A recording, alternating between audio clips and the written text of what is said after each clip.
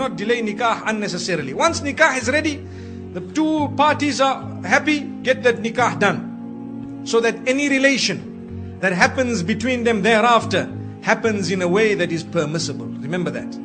Sometimes people say, no, my daughter is engaged. Brother, 3 years later, your daughter, no, she's engaged. I say, brother, 3 years have passed. She had 2 abortions in the process. Do you know that?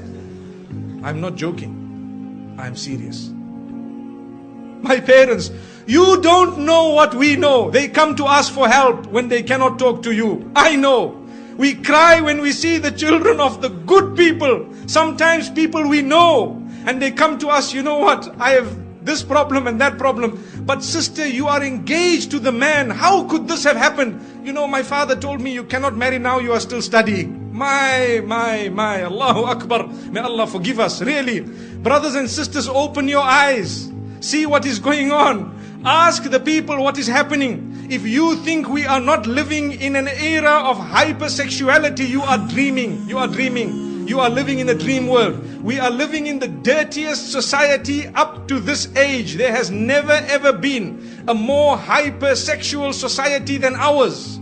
Believe me, everything out there is about sex. And I'm saying this because I have to fulfill my duty as a scholar of Islam to explain to the people what is going on out there and how we are heading in the wrong direction because we are living with blinkers. We don't even know what's happening.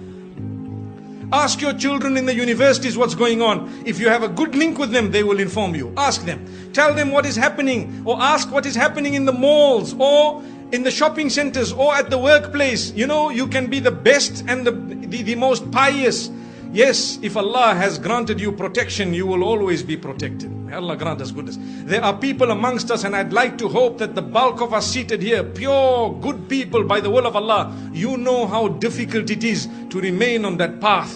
You know how easy it is to sin. Today it is easier to sin than it is to abstain from it. Allahu Akbar. It is easier to abandon your hijab than it is to don it. It is easier to leave your salah than it is to fulfill it. That is because the environment has made it so difficult to engage in that which is correct.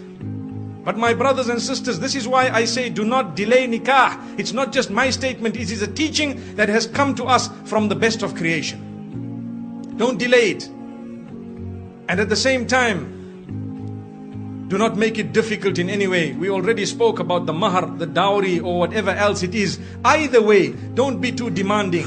And do not become a person who really makes it tough on their sons and daughters to get married. Because in that particular case, we will be held accountable in the eyes of Allah subhanahu wa ta'ala. Why is it that you as a parent did this to your own daughter? You doomed her, you punished her. And this is what you did to your son. You made him, you really made him leave the deen in totality. It brings me to one example, living example, where there was a young boy whose father was being so tough with him that, listen to this, he wanted to marry someone who was ready to revert.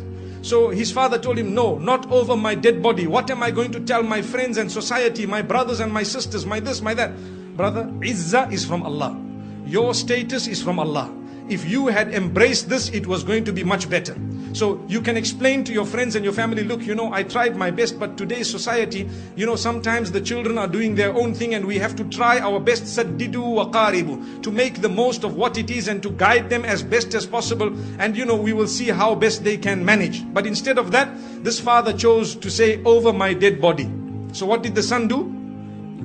He asked for help from some of the scholars and so on, and sometimes there is a limited amount of help you could actually offer, because if a man is being stubborn, you cannot really win. So after some time, he converted and left the fold of Islam and gone. Why? Because to him, the child was lost, and the father is still proud of his action. I don't mind if he became a non-Muslim, but at least nothing happened against my will. And he told his family members, you know, your children, if they want to do the same thing, you should also engage in this type of thing. How?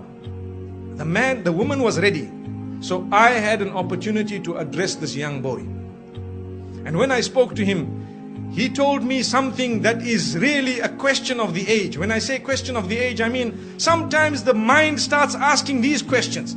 He said, you know, this woman is such a good woman that I married. She has so many good characters and conduct. She told me I'm ready to do anything. You know, I explained to her about the little I know about Islam and she was ready. And then what happened is, when my father and my parents said no, and everybody disagreed, and they, you know, the mother, he says, my mother didn't really mind, but she has to follow what my father says. So after some time, they questioned me, her parents, to say, look, we were all okay for our daughter to, you know, to enter the fold of Islam. Now, if she is not going to enter the fold of Islam, then why don't you enter our faith? So he said, yeah, it makes sense. You see? He said, yeah, it makes sense. If they refuse, I will not refuse. You people are not refusing. So he says that is what made him turn. Now look at this. The young boys of today, this is the logic they are using. They will not tell you Islam is correct and Islam believes in all the previous messengers and Islam, Allah is one. Even the father perhaps doesn't read Salah correctly, but he was proud with his action. May Allah subhanahu wa ta'ala forgive that man. Really, we tried very hard, but to be honest with you, it is only Allah who can bring people back. That's why I say it is foolish. Sometimes you might lose your child totally, rather you lose them 20%.